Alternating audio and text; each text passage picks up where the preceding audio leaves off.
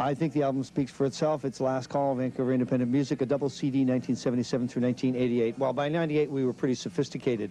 But what was, how many studios were there to choose from? How many bands were there in 1977?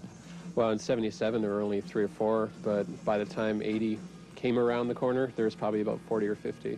And, you know, there's only a song per band. 48 songs, 48 bands on this record, but there was a lot to choose from. I could have made it a 10 CD set easily. Did you get slimed? Did people phone up and say, "Where's our band"? No, not yet too often. I didn't answer some of my messages, you know, but I tried to cover the big bands, obviously, a lot of them, but I also tried to cover a lot of the sort of cassette-only releases, demo-only releases that I thought should have been released back then and never were. So, no, I haven't had too many complaints about it. But then again, as I say in the booklet within the record, it's not like a definitive history of Vancouver. It's more just a cross-section of what happened here. Then why did you put it out?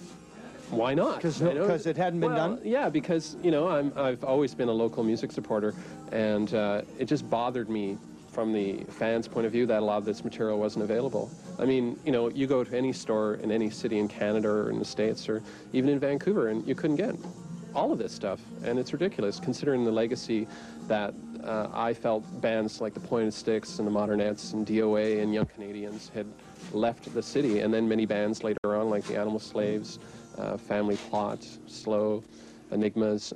Well, there's just been so many good bands, yet I do feel that the independent music scene of Vancouver, you know, it just hasn't been represented properly, so I just sort of tried to correct a wrong, so to speak.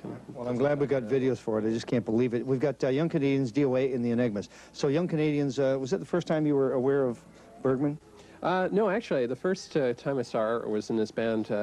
He was in this band called the Schmorgs years ago, back in '78, and I went to this club when I was way underage, but whatever, you know. What were they playing? What were the Schmorgs doing? The Schmorgs were sort of a blues-based, kind of a fast R&B style band, and, you know, I remember seeing him in the band, and I thought, well, this guy is really good, and I heard good things about him, and, you know, 3-4 months later, the Young Canadians started, and I think the first time I saw them was at O'Hara's, this large club at the foot of Main Street many years ago, and, you know, you could just tell from their first gig that they were going to be one of the highlight bands from the city. Same could be said for DOA?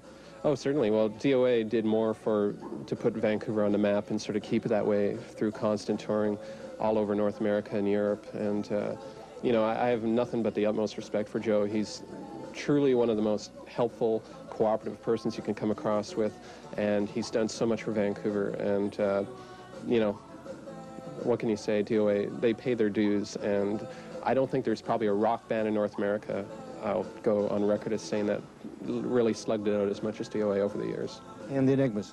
Well, the Enigmas, you know, they were the big band in Vancouver around '84, '85, and we released an EP with them around that time, and they did one independently on their own label as well. They're actually still playing every once in a while, you know, like they played some gigs at the Railway, or club in Vancouver here recently, and they were just like a really fun garage band with a 60s influence, most definitely, as you can see in this video. But they were just fun. Paul McKenzie, natural-born comedian, tons of personality. Vancouver's independent music scene seen through videos. This is Young Canadians, DOA, and the Enigmas on Backtracks.